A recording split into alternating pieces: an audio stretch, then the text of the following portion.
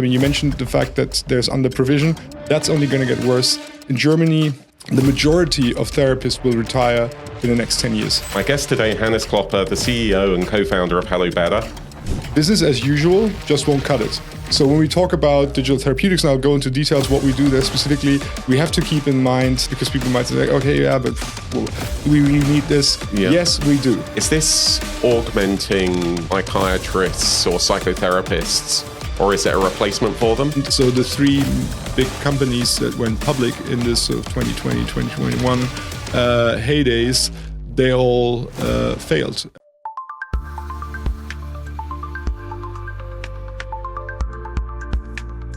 Hello, Hannes. Welcome to Health in Hyperdrive. Hello, thanks for having me. Mental health, it's a big topic. Maybe HelloBetter's doing really incredible work. Definitely in the market, we see a lot of different digital mental health solutions. I think one of the key differentiators for HelloBetter is that you are a prescription-based, which means that it's clinically proven. Could you give us maybe a little bit of an overview of digital health therapeutics from a HelloBetter perspective? Like, what does it kind of look like? What are the areas that you're covering? And maybe give kind of a brief introduction to that. Absolutely. Before we jump in there and we go into the weeds of it, I would like to take a step back and pick up on the point that you made in terms of the sheer scale of the problem. Because, yeah, you mentioned in passing it's 1 billion people suffering. We really have to fathom what that means. Yeah, 1 billion people is a lot, and the problem is only getting worse. And we actually looked at this on Google Trends, where you see data on people searching for help. The keywords psychotherapy, therapy, online therapy. They are at an all-time high. There are more people searching for online therapy right now than during peak COVID. Let that thing sink in. And I think that has something to do with Donald Trump. The war in Ukraine, the war in Gaza. I mean, the world is in turmoil, and this mental health pandemic is only getting worse. We have climate change, we have democracy in crisis, we have political conflicts around the world, and we have socioeconomic and technology change at an unprecedented rate. I mean, we see exponential change that, the world never changed as fast as it is changing today. And at the same time, we face a massive supply and demand gap. You mentioned the fact that there's under provision. That's only going to get worse. In Germany, the majority of therapists will retire in the next 10 years. So that's sort of the backdrop against which we have to see this conversation that will unfold over the next hour or so. That's business as usual just won't cut it. So when we talk about digital therapeutics, and I'll go into details what we do there specifically, we have to keep in mind, because people might say, okay, yeah, but do we really need this? Yeah. Yes, we do. And urgently. Having said that, let me talk a bit more about I read a stat that was World Health Organization said that 50% of the world live with fewer than one psychotherapist per 100,000 people. Yeah, so I mean that's certainly true at a global scale, and then even in the countries with the best healthcare systems. I mean, in Germany, people are waiting for half a year to see a therapist, and I think it's probably the same in France and the UK and the US. I mean, unless you pay out of pocket, of course. If you're rich, you can always kind of find solutions. But for the average person that should have access to healthcare in the societies that can afford it, or that choose to afford it politically, that still is a massive problem. So their access to care is not what it should be. I love that you've started with what's the kind of the magnitude of the problem. That's absolutely the right place to start. You talked a little bit about the kind of the scale, people searching for mental health solutions, the lack of maybe kind of therapists, but what are maybe some of the kind of the human impacts, or the patient impacts, or even the societal impacts of mental health gone untreated? I mean, you can rattle down the stats about the billions and billions of dollars or euros lost to the economy.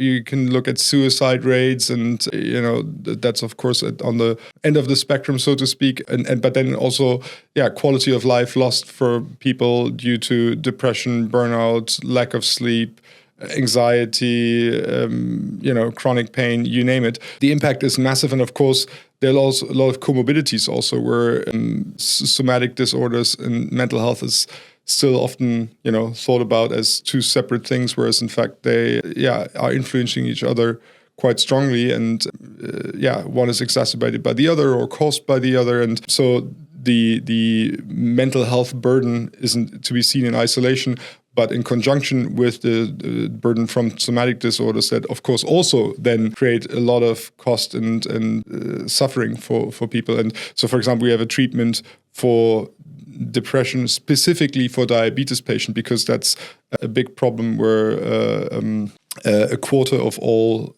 of patients with diabetes struggle with depression. Sometimes that's from hormonal imbalance. Sometimes it's because it's just really tough to live with a chronic disease. And if someone doesn't stick to their treatment regimen because they are depressed and they're not taking their medication or not measuring their blood glucose levels, then, that can lead to, for example, someone having to get an amputation. And that, of course, has a massive impact on their lives and the lives of the people around them. So, the snowball effect, so to speak, of mental health disorders can be very, very massive.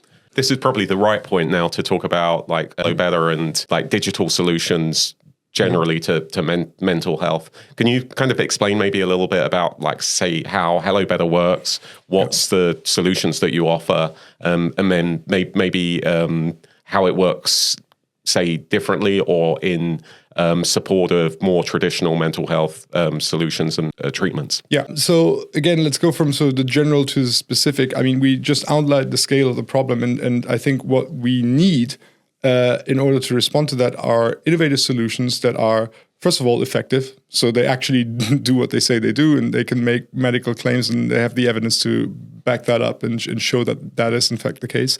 That are scalable, right? So if we do something that works, but it costs 100,000 euros per patient, that's no good, because that won't help us address the magnitude of the problem. They're affordable.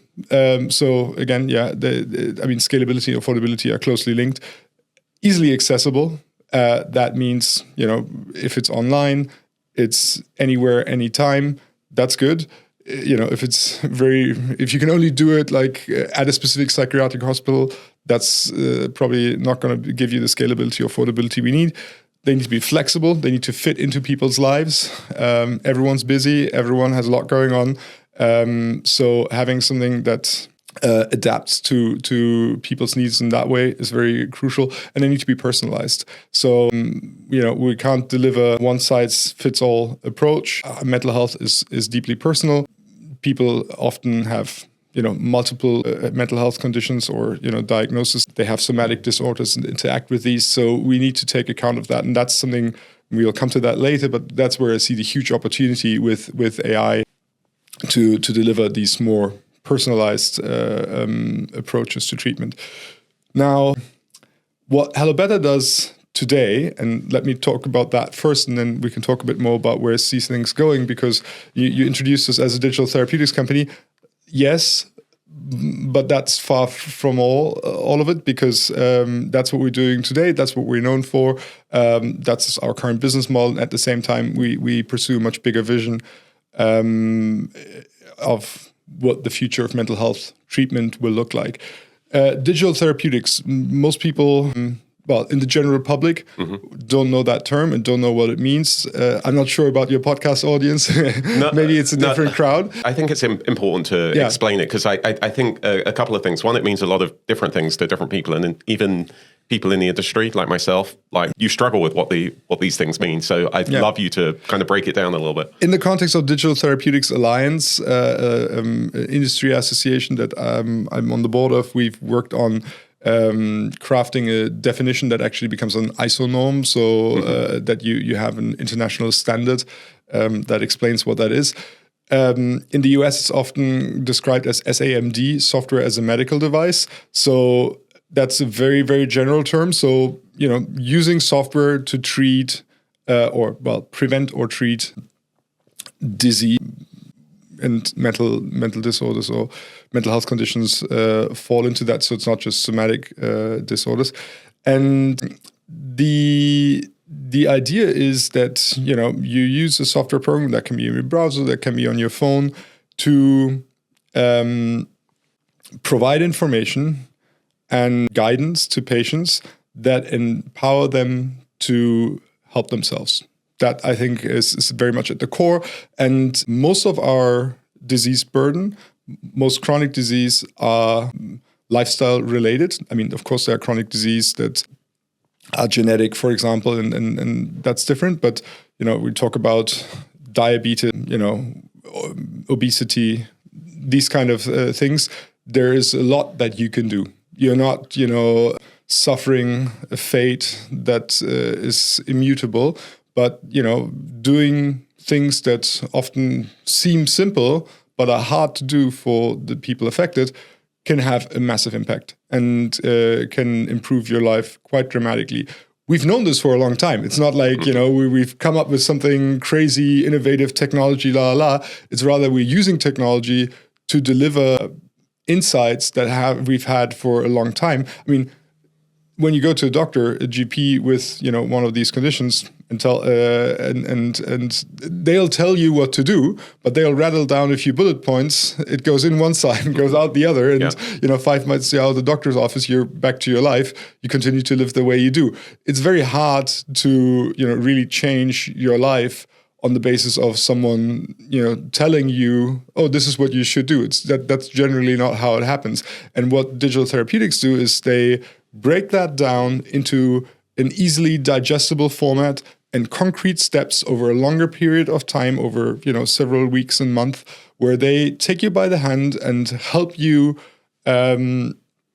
act on these recommendations that otherwise are very difficult to follow. So it's a sort of didactic approach to taking what is oftentimes common sense approaches to treating chronic disease and empowering patients to change their lives for the better. And that's actually where our names comes from, HelloBetter. Like how does it work specifically? Like, how do I get HelloBetter? Yeah. And the reason I'm drilling down on HelloBetter specifically, other than it being your company, I think what HelloBetter offers is something that seems quite unique compared to a lot of digital kind of mental health solutions that are out there, especially with it being clinically proven, plus it's prescribed, plus there's a level of augmentation as well, right? Yeah, let me talk a bit more specific, because this seems still quite broad and what I just described almost too good to be true, that you could treat these intractable disease with such a simple approach. But the that's something when this idea first emerged, I think people were like, okay, sounds nice, but can this really work? And as you said, we have generated a lot of evidence over the years that it can. So in mental health, for example, we know that cognitive behavioral therapy works. This is a treatment approach that's been well researched over many, many years in hundreds and maybe thousands of clinical trials when it comes to face-to-face psychotherapy. And what we've done, what my colleagues have done, David, Hannah, Elena, who started the company, they started doing research in this space 15 years ago and then founded the company 10 years ago, that they've taken the approaches of cognitive behavioral therapy and translated that into digital product experience. So, and the way it works is that there's a bit of psychoeducation where you learn about your condition and understand, why you feel the way you do. Well, actually, no, it's okay. Let me start over again. So the way it works is you reflect on why is it that I feel bad and what is it that I feel bad about. And so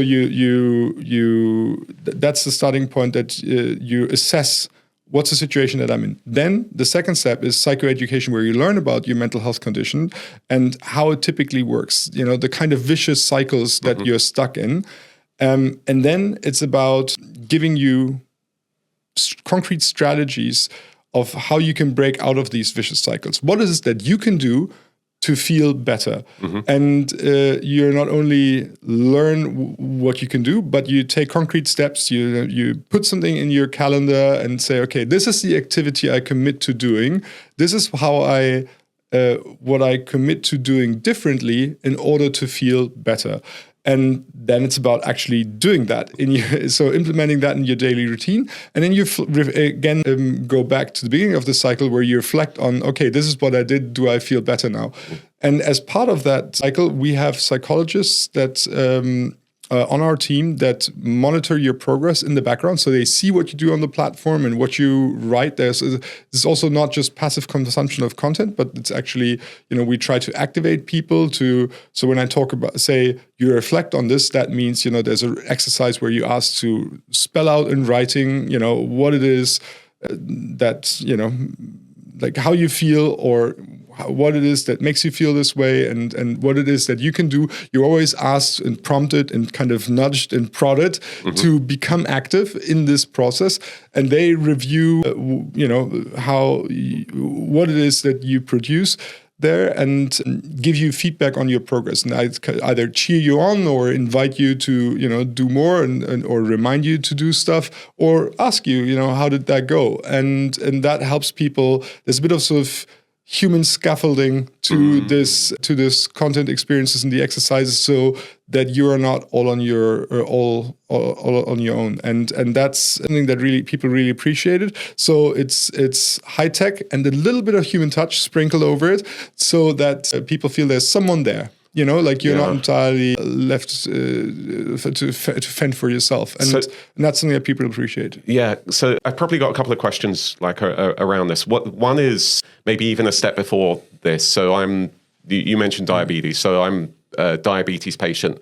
Well, how do I get from feeling depressed in my mind to seeing, say, my GP or a specialist to then getting onto the HelloBetter platform? Could you maybe talk through that a little bit? Of course, I was going to come to that. I just want to sort of go from general explanation, what's a digital therapeutic, explain, what's the HelloBetter product specifically in mental health and how does cognitive behavioral therapy work as a digital product experience. Yeah. And then the next step now is I want to briefly talk about the evidence, because all of that sounds cool. And as I said, people might look at it and say like, yeah, great, but it's almost too good to be true. Yeah. We've run over 30 randomized controlled clinical trials over the years, published in peer-reviewed journals, so it's serious. David, my co-founder, is a professor at Technical University in Munich, the best university in Germany and one of the best in Europe and the world. So, this is serious stuff, and it's not like some three people in the dorm room cooking up some tech and throwing it at patients, but, this has been very thoroughly validated. And then this question, how does it get to patients? So first, this was developed in a lab setting and tested in clinical trials, as I explained. Then, we said, okay, it works, we should bring this to patients. And the way it worked initially is that we struck a partnership with Barmer, Germany's second largest public health insurance company, 9 million members. And we offer it to their members and they send us patients, but it was all at a very small scale over many years. It worked, but the company was still sort of in its infancy. And then Germany was the first country in the world to establish a reimbursement pathway for digital therapeutics. So a law was passed that basically mandated public health insurance companies to pay for these kind of products if and when they were approved by BfArM. That's the Bundesinstitut für Arzneimittel und Medizinprodukte, which is a German equivalent of the FDA. So when it gets this official label of being a digital health application approved by the BfArM, then health insurance companies have to pay for it. When a doctor prescribes it, or you can also claim it directly with the health insurance company if you have a recent diagnosis. So patients can take their existing diagnosis to a health insurance company, says, I want to try this, or they can go to a doctor and say, hey, I want to try this. Can you prescribe me this specific product? And then, of course, the doctor also has to assess whether the diagnosis criteria are fulfilled and whether they give a prescription to a patient. Also, in our case, psychotherapists can also prescribe it, not just psychiatrists. So for the first time, psychotherapists are given the power to prescribe, because they're not allowed to prescribe medication. That's for psychiatrists to do, but they are allowed to prescribe mental health, digital health applications. So Is this augmenting psychiatrists or psychotherapists, or is it a replacement for them? So maybe that's kind of what one question. Let's answer that one first. Yeah, it can do both. So we know of therapists that use it in conjunction with therapy, but it also is a standalone solution that works in its own right. So because, as I said, there are psychologists on our team that accompany patients on that journey. So you don't need to be in therapy to use it. You can use it by yourself, and lots of people do successfully and get good outcomes. In fact, what we've seen in clinical trials is that the outcomes are on par with what you see in face-to-face psychotherapy, or what is found to be the effect of face-to-face psychotherapy in clinical trials. That's how I should put it. And there are DIGA products that are specifically designed to be used in conjunction with psychotherapy, where you have kind of a buffet of exercises and worksheets and stuff that therapists can use and assign to patients, and patients work on those and then therapists can see what they've done and so on. And then, there are standalone solutions that are used either to bridge waiting times as people wait for face-to-face psychotherapy, or as a standalone solution. And there are two general misconceptions when it comes to digital health applications. One is this is for sort of young techie people, and the other is that it's only for light levels of symptom severity.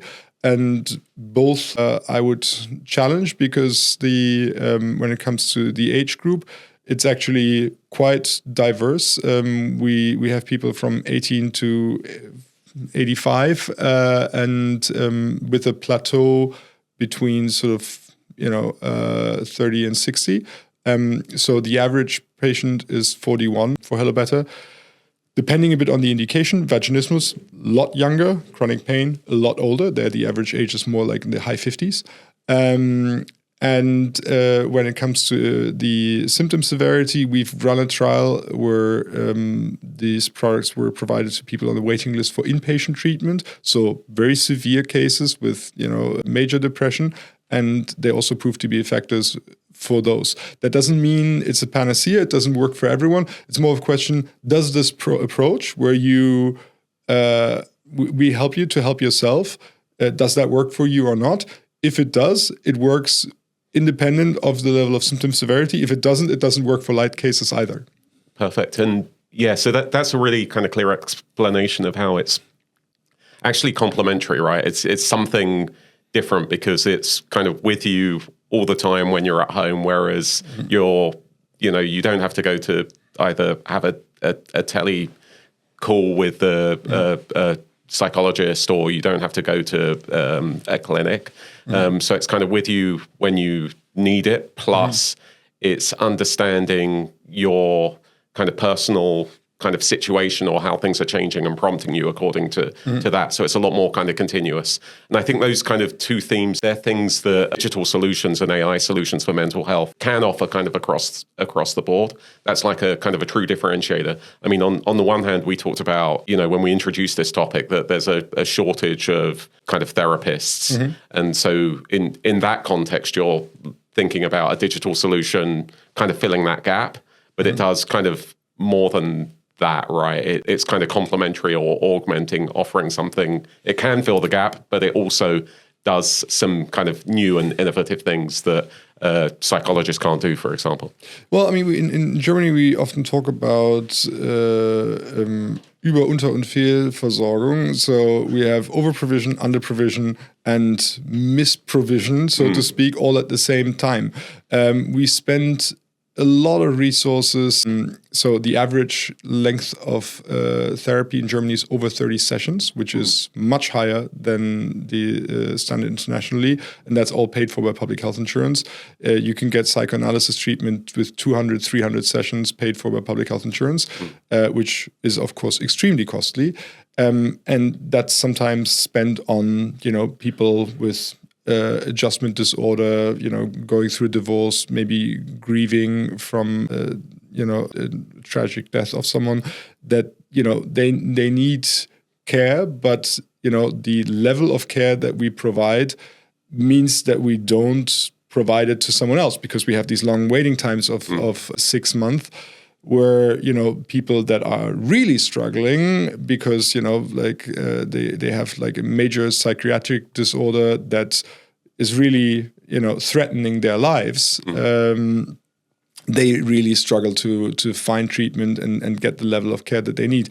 And there, you know, we I think from a systems perspective have to think carefully about, given the fact that we live in a world where resources are scarce and limited, and we can't give, you know, the most intensive treatment to everyone, we should think about, you know, who gets what under which circumstances. And I think one thing that digital therapeutics can do is that they help us take some load off the system, where those people for whom this approach works, that you know, can learn to help themselves, you know, they should be given the opportunity to do so that we can reallocate resources to those people who can't.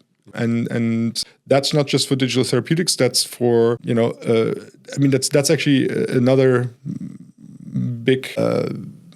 Like when you think about sort of the system and how it should evolve, right now it's kind of dichotomous still. Either you're in therapy or you're not, you know. And getting into therapy takes a long time and a lot of effort, and then it's very expensive. And if you're by yourself, I mean, you can buy self-help books. That maybe also exists. And I think we really need to broaden the instruments available to us as a society to deal with mental health conditions, and have a much more granular approach where we have a broader array of tools, or a tools kit, where we can say, okay, you know, what works for whom at what level of cost, and what is that we can provide. And that's face-to-face psychotherapy as we know it, inpatient, outpatient, fair enough. But that's also teletherapy, that's digital therapeutics, and that's AI. And we'll have to blend all of these things together in novel ways to where a single patient journey might encompass all of those things at different times with different levels of intensity, and they kind of hand off of each other, instead of having this like either you're in therapy or you're not. You just kind of mentioned AI and kind of the combination of like how the different areas of digital kind of therapeutics So I struggle so much with psychologists, psychiatrists. Okay, psychologist is someone who completed a master's degree in psychology. Yeah. Then they undergo training to become a licensed therapist. That's 5 years of training, during which, in German, there's a name for that. And then when they complete this 5 years training, they're a licensed therapist. And the psychiatrist is a medical doctor who studied. I struggle so much with this, and even the word, because I'm dyslexic, you know. So like, you know, those are actually words that are really. English is your second language. I'm assuming. Yeah. But sorry, you were going to say something. Yeah, you know, my favorite and the world's shortest joke: a dyslexic man walks into a bra.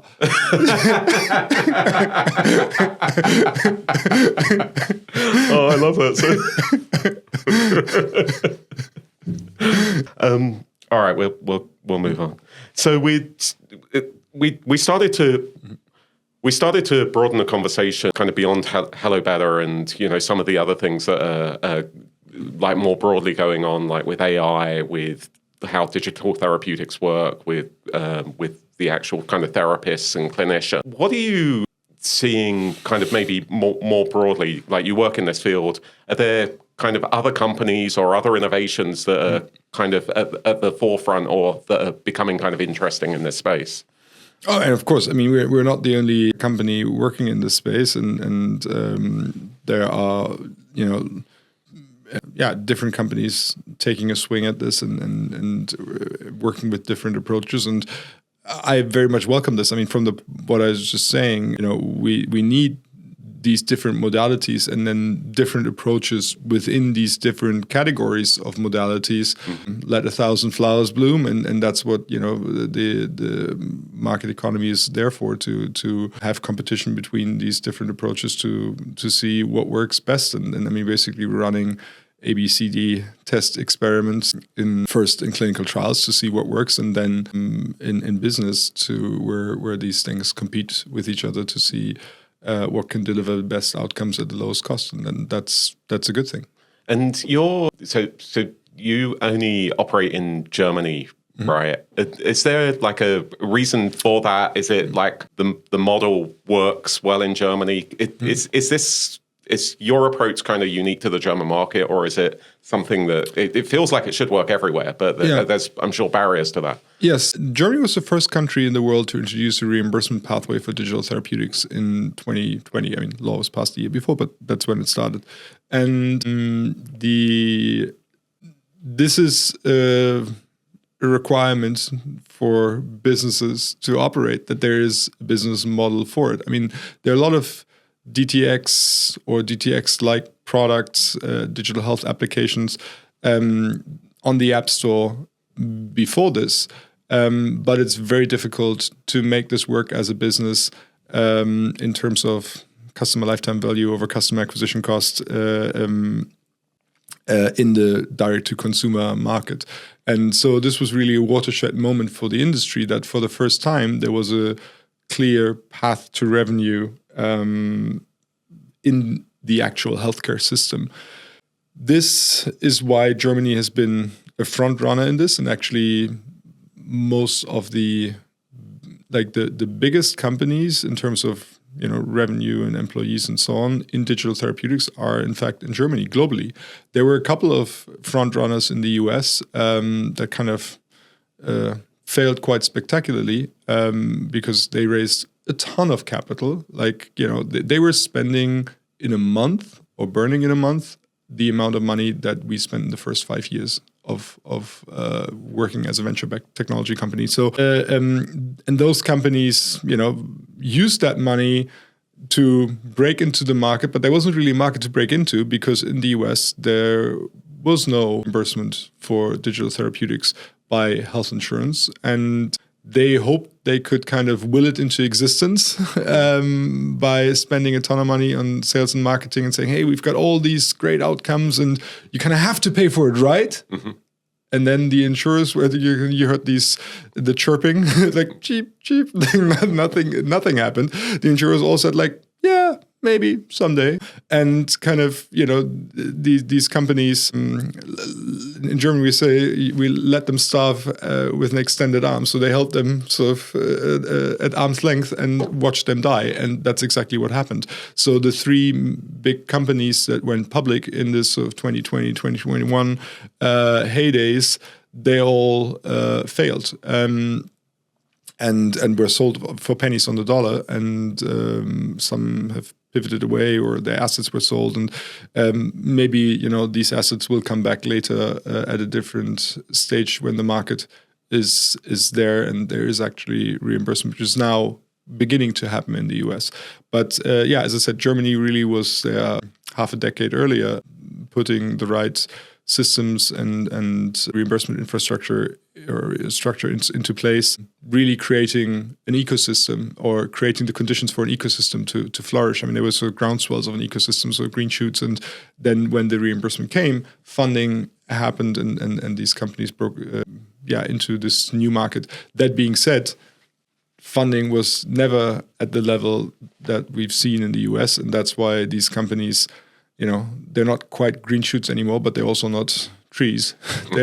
they're like gentle little flowers that are still struggling to make ends meet, to become profitable and survive. And many have fallen by the wayside because it is very difficult to grow given the dearth of capital that's available. In Europe and Germany specifically, and VC backers in Germany have always seen more the risks and the challenges and decided, or very rarely decided, to back any of these companies. We've raised most of our funding internationally. Where was I going to go? You were asking how we could make this work as a business, and why are we mostly in Germany? Other countries looked at what was happening in Germany and said, okay, this is interesting. Maybe we should do the same. Most prominently France, but also South Korea. Austria is looking at it right now. And so are a couple of other European countries. France was the first to pass a law that would establish a similar reimbursement pathway. However, at the time that we speak, at least, they have yet to approve a single product. So under this new pathway called PECON, no product has been approved. We were the first to submit an application. All of this is public information, and were rejected at that time. People were kind of speculating, well, is it protectionism? The French, they're kind of iffy with letting others break into their market. Then there was another theory that said, okay, your product, when you applied, wasn't fully approved in Germany yet. It had preliminary approval. Maybe they didn't want to approve something that wasn't fully approved in Germany yet. In the meantime, a French company has been rejected. A German company with a permanent approval has been rejected. So those theories are somewhat disproven. But yeah, we have yet to see a single approval. South Korea, we have one product approved, as far as I know, from South Korea. And yeah, I think for the European companies, it's kind of far away, and localization is tricky, and also a market that's where it's not quite clear how open they are to letting international companies break into the system, because it's a very political decision in the end. What gets approved and what doesn't, it's oftentimes not purely scientific. So internationalization is not straightforward. The US market, as I said, it's just sort of beginning to open up, and that's why most of our revenue comes from Germany. We're also active in Switzerland, where we have some deals with insurance partners. We're now signing our first partnership with a French insurance. So there are things that are happening, and we hope to internationalize, but it's not straightforward. The fragmentation of the European healthcare market. We have a common market in Europe. Otherwise, in terms of tariffs and things like that, that doesn't exist. But the healthcare regulation about what gets approved and paid for, specifically on the reimbursement side. I mean, we have the CE mark for medical devices, and that's all good. So if you get that, you're allowed to sell your product in all of Europe, but that doesn't mean that you can, and that's a real challenge. That's my experience and my expertise is really around kind of health technologies and commercializing them and scaling them on a global basis. And the major challenge just across the board, it's not really around kind of innovation. There's amazing technologies and ideas and solutions out there that solve real problems and have clinical efficacy. The major challenge is always commercialization. So being able to build a business out of these things, and you need that, because without that you're unable to scale. You need to sell these things. There needs to be a business model, because you need the resources in order to do more of these things in more places. These things don't come for free. So that's the sort of the major challenge, I think, with a lot of innovation, or certainly digital and AI innovation in healthcare. Yeah, David, my co-founder, has this nice little sentence: Versorgung folgt Vergütung, which means care follows reimbursement. Only the type of care or the modalities that get paid for are being developed and provided to patients, because if there's no business model, you can have a great solution that works in the lab, but it won't see the light of day. So maybe kind of switching gears a little bit, or going back a gear a little bit, you started to introduce AI. I mean, of course, I think I read a Harvard Business Review paper recently that said the number one use of AI tools, so kind of large language models, GPT or whatever, is for mental health. So people are kind of leaning into these tools that are not really, or in fact, they're not clinically approved or clinically proven. Please send me that paper. I'll send you the link. They went through the the top 10 uses of AI, and number one was as a companion therapist. Oh my God, this is really, I'll put a screenshot in my investor deck. That sounds very good. I'll send it through to you. But so for sure, that's AI is going to be incredibly important kind of in this space. How do you sort of think about AI? I mean, there's maybe we can park AI therapists for a second. Maybe like what kind of role does that play in, say, the next few years, would you say, or even in today? Okay. Yeah, I mean, there are three ways in AI can impact your business. And one is that, your employees use it. I don't know, the marketing team creates images for our social media feed. That's one thing. The other is internal efficiency. So you use it to make your processes more efficient and, do more with less, let's say. And there are specialized tools that are sold B2B and help us improve our operations. And the third is, impact on your own product. Does it improve your product, make it more effective, more efficient, or does it replace the product category that you're in? And AI is having impacts on all businesses, of course, and also everyone in healthcare is talking about AI. But what I think is maybe not unique, but certainly special when it comes to mental health is that everything that is being done in mental health today, can be done in some way with AI. And that's not true for all areas of medicine. If you do diagnostics, you need physical devices or you need to touch someone. If you're a masseuse, you're probably less threatened by AI, right? Like, but you need robots. Maybe by robots, yeah, but less. It's hard to do that remotely without anything touching you.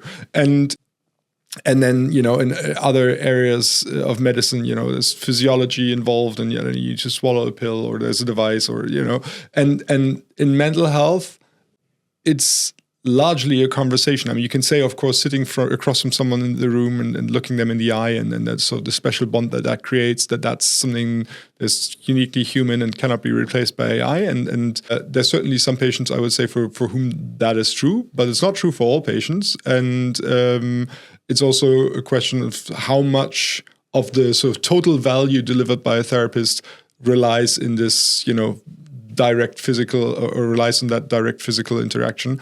And how much is the conversation and the information that is being exchanged and that part clearly, I mean, mental health is a fundamentally conversational. The conversation is the treatment modality and field, and that is there are few areas of medicine that are so deeply affected by AI because so much of it can, in theory, be replaced or can be augmented or can be adapted because of the use of AI. I was speaking to a therapist friend of mine, and what he was saying was because I was sharing like some of the examples. There's I don't know if you saw this Dartmouth that was published recently. I think they call it Therabot, where they've actually done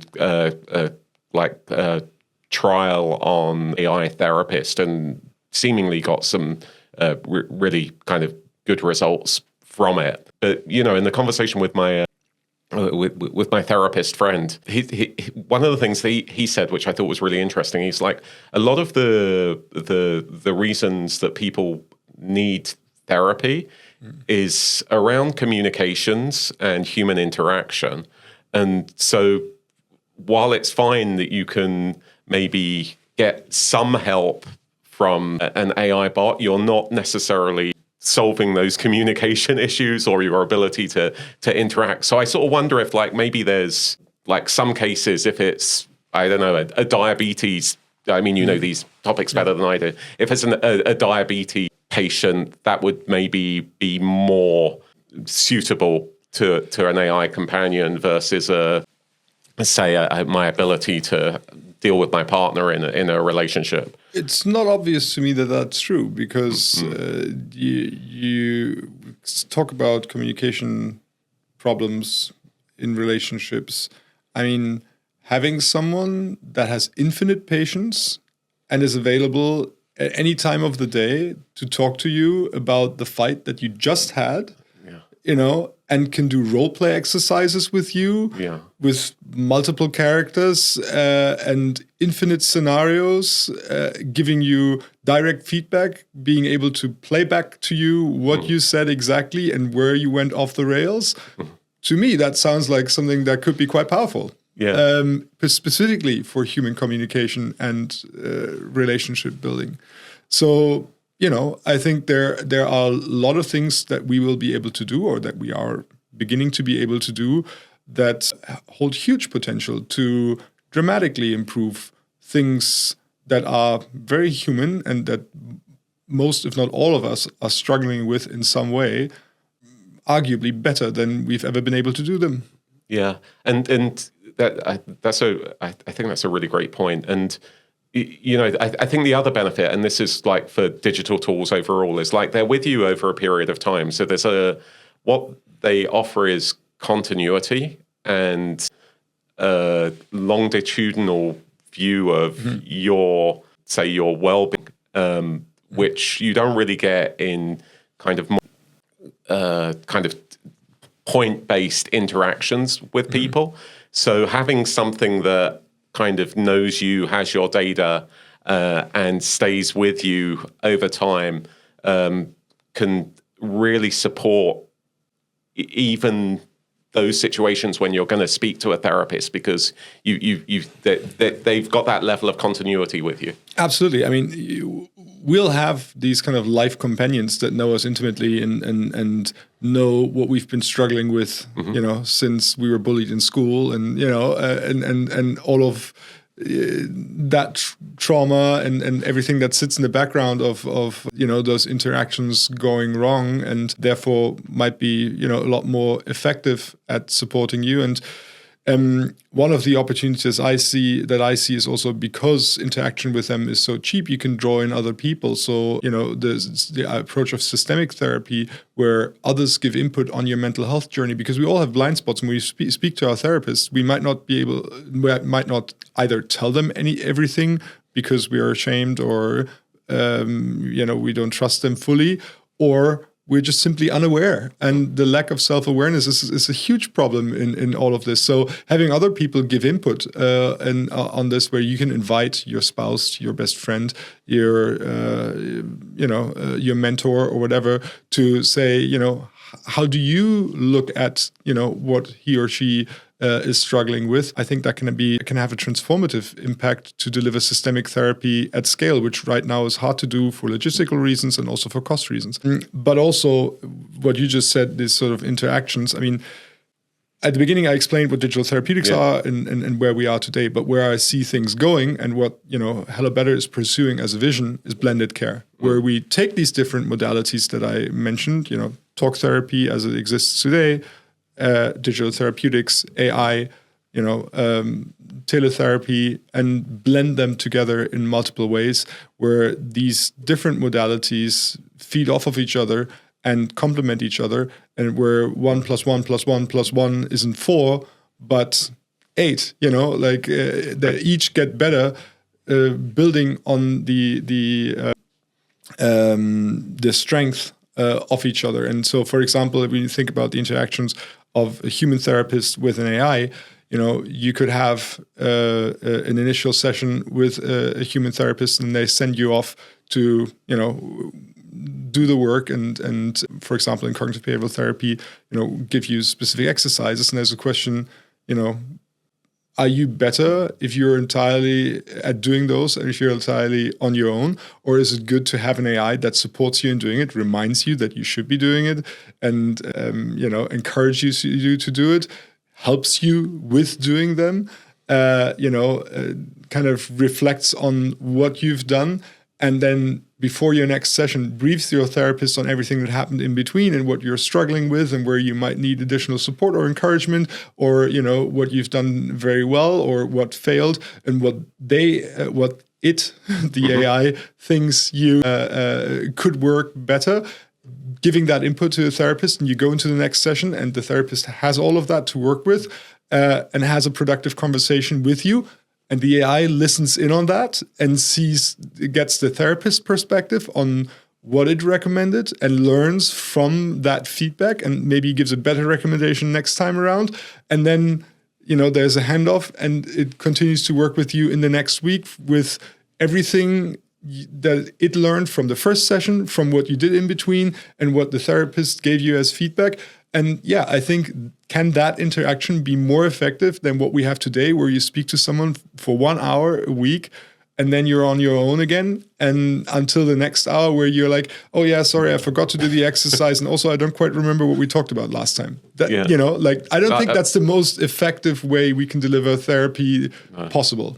That's amazing. That vision that you're painting there, like how what time frame are we talking about? Is that going to happen like next year, 5 years, 10 years? Like, the technology is there, right, and we now need to build the patient journeys that allow both therapists and patients to interact with it in that way. But I think we're talking 1 or 2 years rather than 10 years. Okay, so if I'm using a digital tool or an AI, maybe even more broadly, these things should become mainstream, right?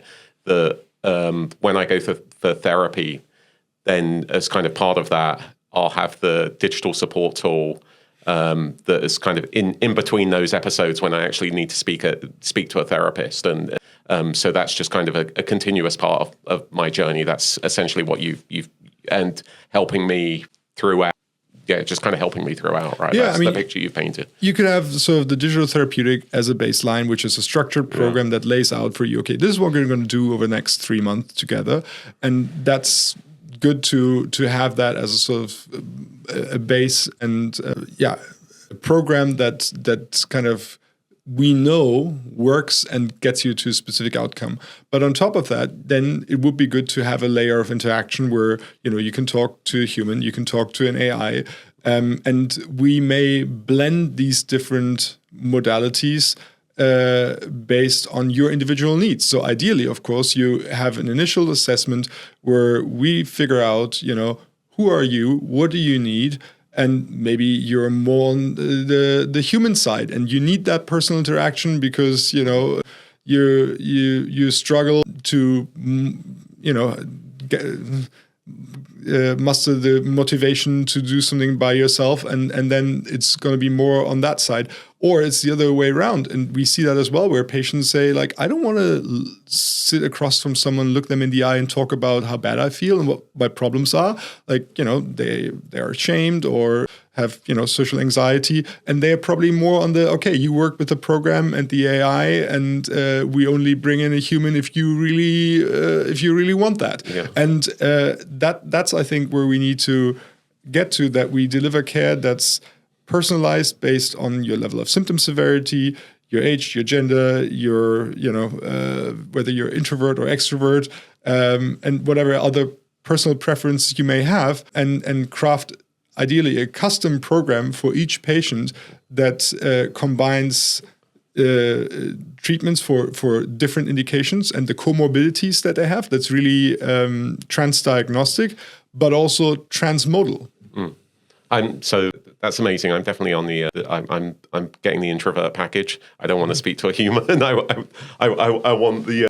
I want the human version only when it's really necessary. I think maybe there's kind of maybe one other aspect that I'd love to get your perspective on. This is what about there's a kind of a global shortage. There's plenty of places in the world where there's no accessibility to therapists, or it's just way too expensive. Do you see a kind of a world where where people either don't have accessibility or there's affordability challenges, where just a purely kind of digital or AI solution is a lot better than nothing. Yeah. Well, I mean, what I just described, I think, has the potential to be more effective and more efficient. That is, get to better outcomes at lower cost. I mean, this is the holy grail of everything in healthcare, right? Yeah. Everyone promises this and then it never happens. But yeah, here, for a variety of reasons that I kind of began to sketch out, it stands to reason that, this could, and in my opinion, should work better than what we do today. And if technology is a big part of that, and we potentially need less human time, which, of course, is very costly always, to get to similar or better outcomes, then, yeah, by definition, this should be more accessible. And, yeah, this combination of digital therapeutic and AI, we have to build it. There has to be an economic model that makes sense, and yeah, there. So it's never going to be free, but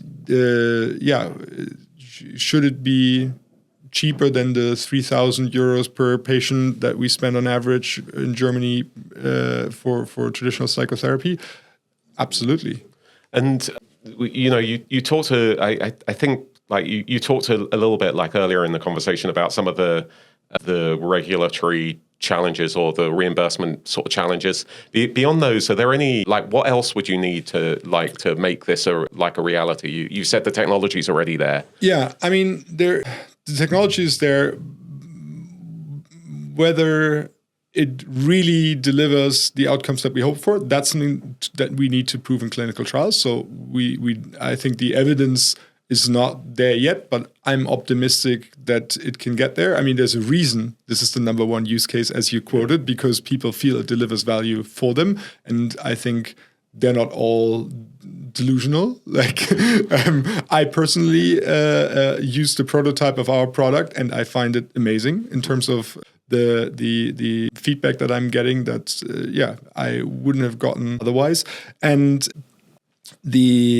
So we have to generate the evidence, and then there is a question in terms of sort of the regulatory environment. We will start with more like an AI coach. I wouldn't say we can deliver treatment yet. And also, if you were to deliver treatment, then of course, we're talking about a medical device.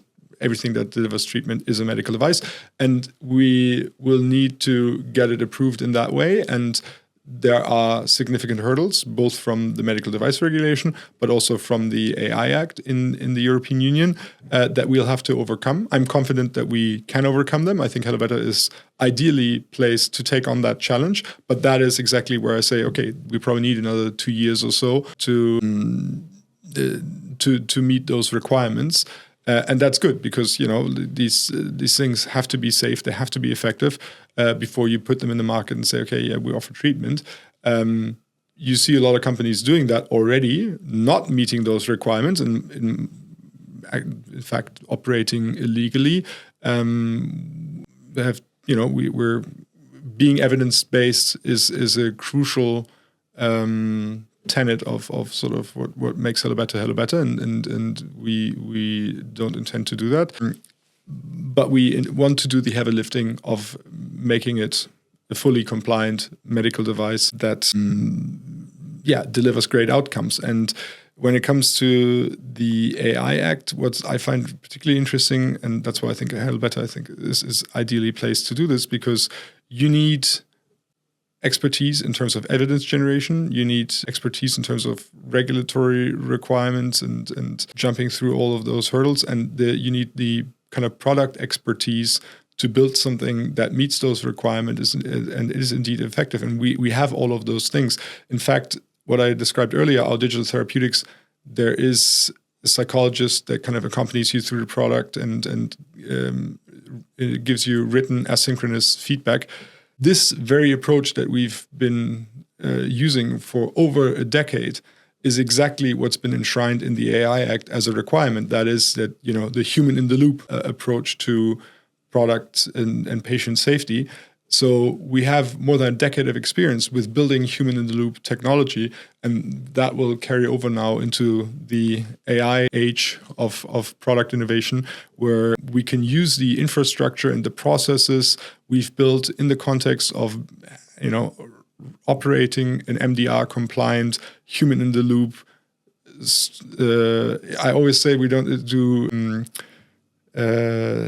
tech-enabled services, but service-enabled tech. So where the having the human in the loop allows us to deliver a tech product that's efficient, effective, and compliant, and that's what we'll do in the AI space. Fantastic. Hannes, this has been an incredible conversation. Thank you so much. Yeah, no, my pleasure. Thank you.